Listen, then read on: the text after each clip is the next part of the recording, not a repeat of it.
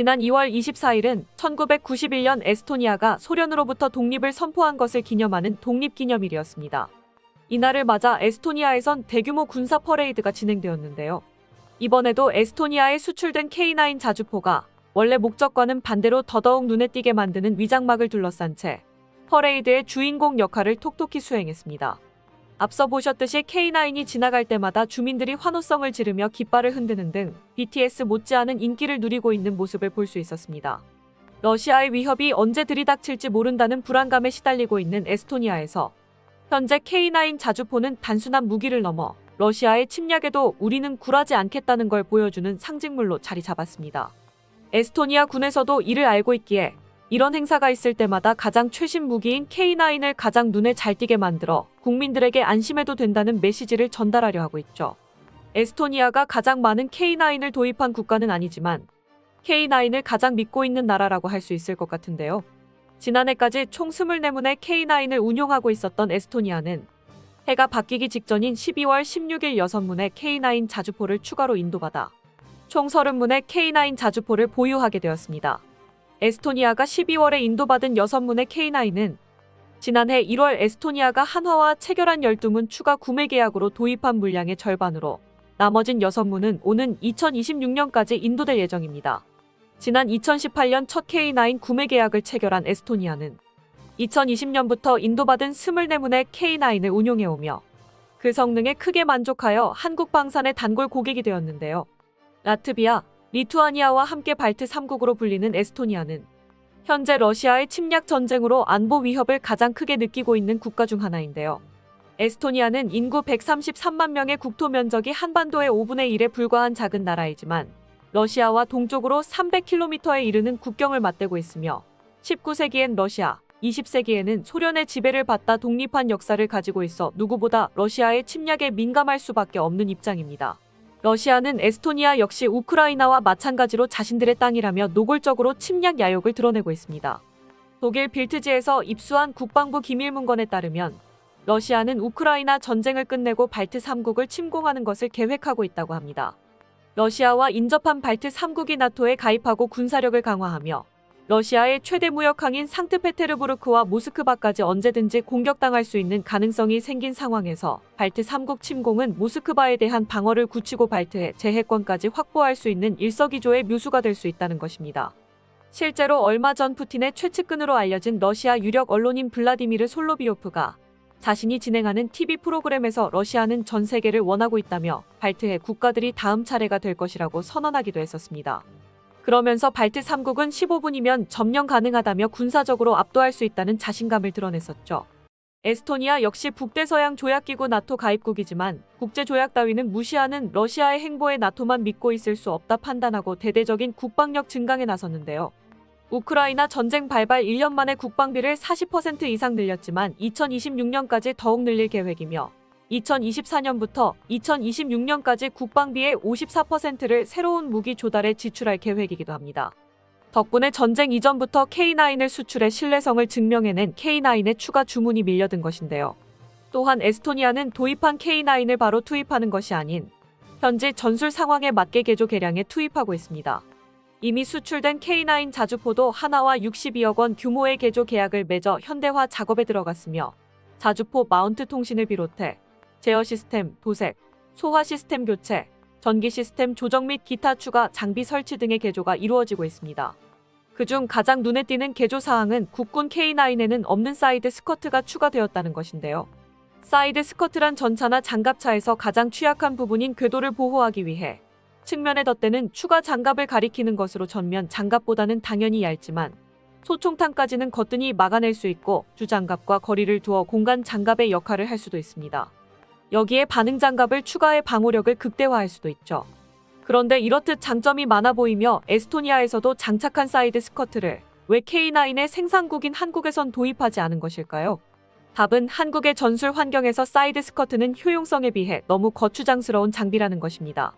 가장 높은 지대가 해발 318m밖에 되지 않고 평야 지대가 대부분인 에스토니아와 다르게 극악의 산악지형인 한반도에서 사이드 스커트는 기동성에 저해를 주는 방해물로 작용하는데요.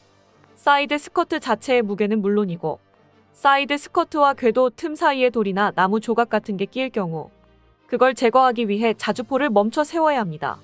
또한 자주포를 전면에 내세울 일도 없는 만큼 사이드 스커트까지 장착할 정도로 방호력이 시급하지 않기에 우리 군의 K9에는 정비 요소만 늘어나게 될 사이드 스커트를 적용하지 않은 것이죠.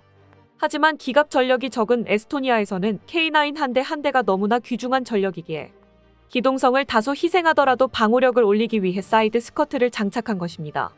이렇듯 우리 군에서 필요하지 않아 적용하지 않았던 기능이어도 고객의 필요에 따라 개발하고 제공할 수 있는 한국 방산의 대응 능력이 K9 자주포가 사막, 평야, 설원까지 다양한 기후와 환경을 가진 국가들에게 널리 수출될 수 있었던 원동력이라고 할 수 있습니다. 현재 K9은 시장 점유율 50%를 돌파하며 압도적인 1위 자리를 수년째 지켜오고 있습니다. 폴란드 계약이 마무리된다면 K9의 점유율이 70%를 넘어서게 됩니다. 여기에 루마니아까지 K9 클럽에 합류하게 되며 K9이 동유럽 자주포 시장을 완벽하게 장악하게 되었습니다. 하나에어로스페이스는 오는 3월 루마니아 정부와 1조 원 규모의 K9 53문 수출 계약을 맺을 예정인데요. 이번 계약으로 튀르키예, 노르웨이, 핀란드, 에스토니아, 폴란드에 이어 6번째로 유럽에 수출하게 되는 것입니다. 유럽 자주포 시장의 절반 이상을 한국이 집어삼켰다고 자신할 수 있게 되는 것이죠. 현대식 자주포의 기틀을 닦은 영국의 AS90과 자타공인 세계 최강의 자주포인 독일의 판저 하우비츠 2000을 제치고 한국이 유럽 자주포 시장을 차지할 수 있었던 것은 저렴한 가격과 놀라운 납품 속도, 뛰어난 품질 등 여러 가지 이유가 있겠지만 무엇보다 한번 K9 자주포를 샀던 나라에서는 다시 K9을 찾게 된다는 점이 컸던 것 같습니다. 기존 독일 무기를 애용해왔던 국가들은 가격은 억소리 나게 비싸게 받으면서 처참한 AS와 불친절로 일관하는 독일 방산에 학을 떼고 한국이라는 대체제가 등장하자마자 곧바로 환승 카드를 찍고 있습니다. 반면 한국은 완벽한 사후 대응 서비스로 한번 붙잡은 고객을 절대 손안에서 놔주지 않고 있는데요. 매년 K9 운용국 군사 관계자들이 모이는 K9 유저클럽에서 하나는 K9 자주포의 운용 및 정비 노하우를 공유하고 K9의 다음 비전을 제시하고 있습니다. 업그레이드를 거듭하고 있는 K9은 곧 K9A2 모델의 양산을 앞두고 있는데요. 현재 영국 자주포 사업에 도전하고 있는 K9A2는 보다 발전된 자동장 전장치와 신형 둔감형 모듈 장약을 적용해 발사 속도를 분당 6발에서 9발로 끌어올릴 수 있었고 덕분에 탄약수가 필요 없어져 운용 인원을 5명에서 3명으로 줄일 수 있었습니다. 또한 포탑에 원격 사격 통제 체계를 장착하여 드론에 대한 요격 능력을 갖추고 기존의 금속 궤도 대신 레드백에 적용된 복합 고무 궤도를 적용해 기동성까지 늘렸죠. 거기에 K9A2 다음 모델로 벌써 개발에 착수한 K9A3는 완전 무인화 운용이 가능하며 58구경장 장포신과 수랭식 포열 냉각 기술이 적용되어 사거리 100km의 최대 발사 속도는 1분에 10발 이상인 진정한 세계 최강의 자주포로 거듭나게 될 계획입니다. 발전이 이루어진 부분은 자주포뿐만이 아니었는데요. 국내 최고의 탄약 제조업체이자 이제는 전 세계에서 주목받고 있는 풍산에서 K9에 어떤 추가 장치도 적용하지 않고 최대 사거리를 30% 이상 늘리는 게 가능한 155mm 사거리 연장탄의 개발을 완료했습니다. 풍산에서 개발을 도맡았던 사거리 연장탄은 지난 8월 전투용 적합 판정을 통과하고 12월에 국방규격이 제정되어 체계 개발을 성공적으로 마친 것인데요. 풍산에서 개발한 이 155mm 탄은 항력 감소탄과 로켓 보조 추진탄의 추진제를 복합 적용해 기존 40km 남짓했던 사거리를 최대 60km까지 늘리는 데 성공했습니다. 올해부터 본격적인 양산에 들어가는 사거리 연장탄은 물론 기존 K9 도입국들을 대상으로도 수출이 진행될 예정입니다. 그리고 지난 21일 한국수출립은행의 자본금 한도를 15조 원에서 25조 원으로 10조 원 더 늘리는 수출립은행 자본금 확대법이 국회를 통과하며 수출의 걸림돌이었던 대출 여력 부족도 해소될 것으로 기대받고 있습니다. 앞서 한국 무기를 대규모로 도입한 폴란드는 무기 대금을 치를 현금이 부족해 2차 방산 수출 계약의 이행의 난항을 겪고 있었습니다. 이를 수출립은행을 비롯한 한국 금융기관이 대출해주는 형태로 폴란드에 자금을 지원한 뒤 실제 무기 대금은 차후에 회수하는 방식으로 계약을 진행하려 했었으나 이미 지난해 1차 방산 수출 계약의 6조 원을 융자해 특정 국가에 대한 금융지원 한도를 거의 다 채워버린 상황이었죠. 그렇기에 바뀐 폴란드 정부에서 이를 핑계로 계약을 물으려는 움직임을 보였었으나 한국의 발빠른 대응으로 환불할 틈 없이 나머지 계약을 진행하는 것은 물론이고 곧 체결될 루마니아와의 계약도 일사천리로 진행할 수 있을 것으로 기대되고 있습니다. 지금까지 유럽을 거침없이 행군하고 있는 한국 방산의 위상을 알아보았는데요. 발전을 멈추지 않는 한국 방산이 전 대륙을 호령하는 그날을 기대해보며 새로운 소식으로 찾아뵙도록 하겠습니다. 끝까지 시청해주셔서 감사합니다. 도움이 되셨다면 좋아요를, 다른 이야기도 궁금하시면 구독을 눌러주세요.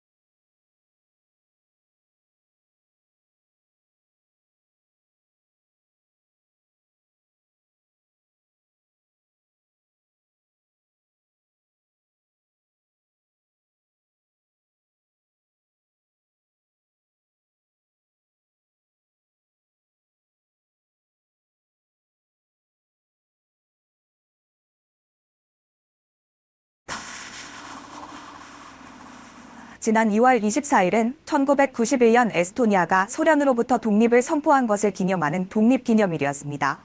이날을 맞아 에스토니아에선 대규모 군사 퍼레이드가 진행되었는데요. 이번에도 에스토니아에 수출된 K9 자주포가 원래 목적과는 반대로 더더욱 눈에 띄게 만드는 위장막을 둘러싼 채 퍼레이드의 주인공 역할을 톡톡히 수행했습니다. 앞서 보셨듯이 K9이 지나갈 때마다 주민들이 환호성을 지르며 깃발을 흔드는 등 BTS 못지않은 인기를 누리고 있는 모습을 볼 수 있었습니다. 러시아의 위협이 언제 들이닥칠지 모른다는 불안감에 시달리고 있는 에스토니아에서 현재 K9 자주포는 단순한 무기를 넘어 러시아의 침략에도 우리는 굴하지 않겠다는 걸 보여주는 상징물로 자리 잡았습니다.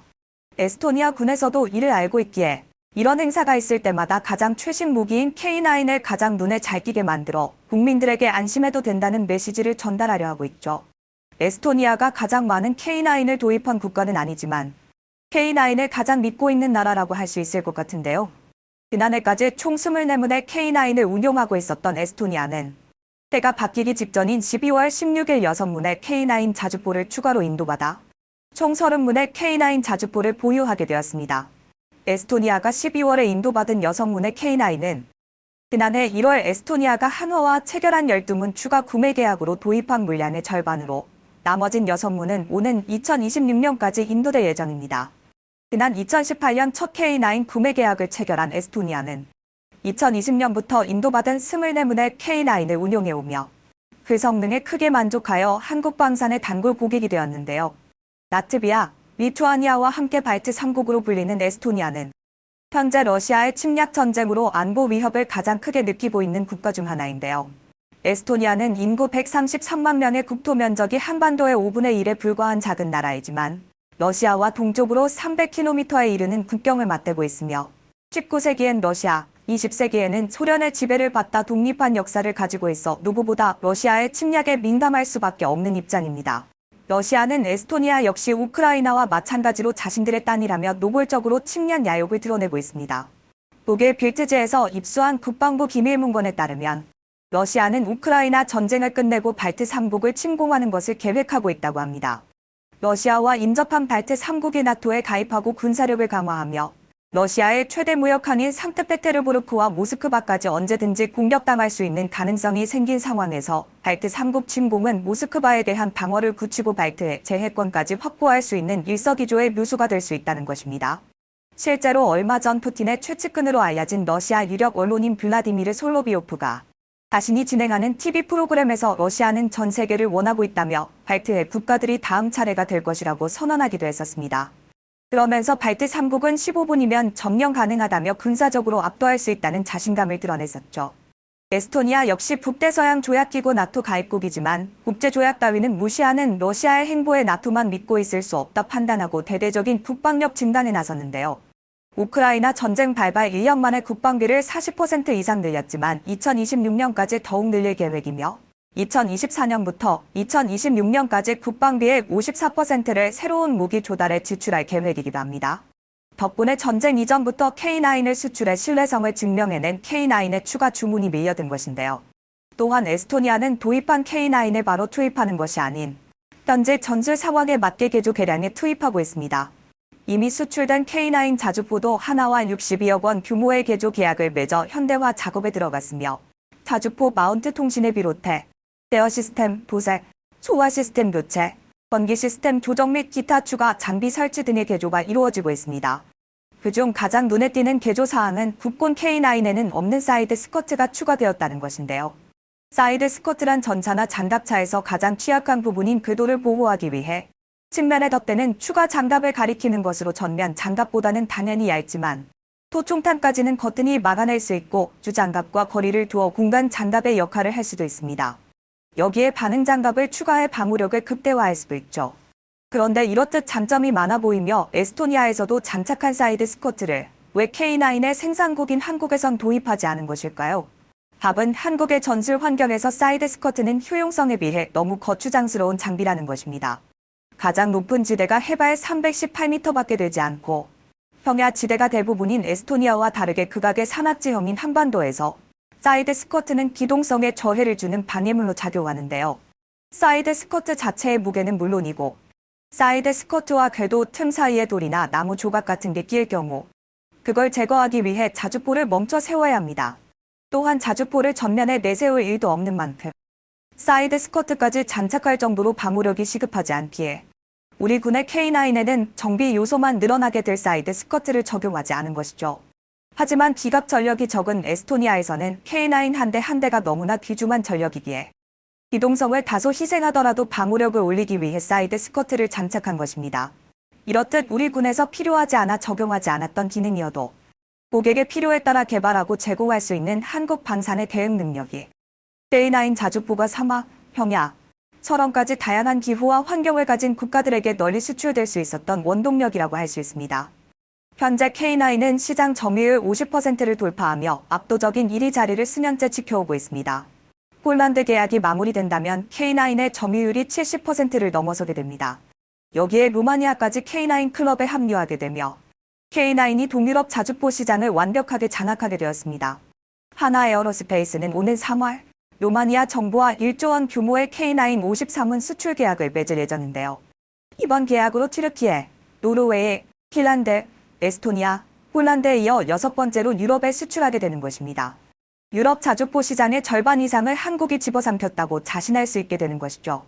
현대식 자주포의 기틀을 닦은 영국의 AS90과 아타고민 세계 최강의 자주포인 독일의 판저 하우비츠2을 제치고 한국이 유럽 자주포 시장을 차지할 수 있었던 것은 저렴한 가격과 놀라운 납품 속도, 뛰어난 품질 등 여러 가지 이유가 있겠지만 무엇보다 한 번 K9 자주포를 샀던 나라에서는 다시 K9을 찾게 된다는 점이 컸던 것 같습니다. 기존 독일 무기를 애용해왔던 국가들은 가격은 옥소리 나게 비싸게 받으면서 처참한 AS와 불친절로 일관하는 독일 방산의 학을 떼고 한국이라는 대체제가 등장하자마자 곧바로 환승 카드를 찍고 있습니다. 반면 한국은 완벽한 사후 대응 서비스로 한번 붙잡은 고객을 절대 손안에서 놔주지 않고 있는데요. 매년 K9 운용국 군사 관계자들이 모이는 K9 유저클럽에서 하나는 K9 자주포의 운용 및 정비 노하우를 공유하고 K9의 다음 비전을 제시하고 있습니다. 업그레이드를 거듭하고 있는 K9은 곧 K9A2 모델의 양산을 앞두고 있는데요.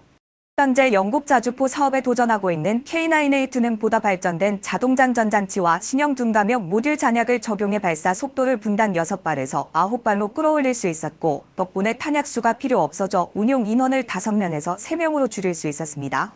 또한 포탑에 원격 사격 통제 체계를 장착하여 드론에 대한 요격 능력을 갖추고 기존의 금속 궤도 대신 레드백에 적용된 복합 고무 궤도를 적용해 기동성까지 늘렸죠.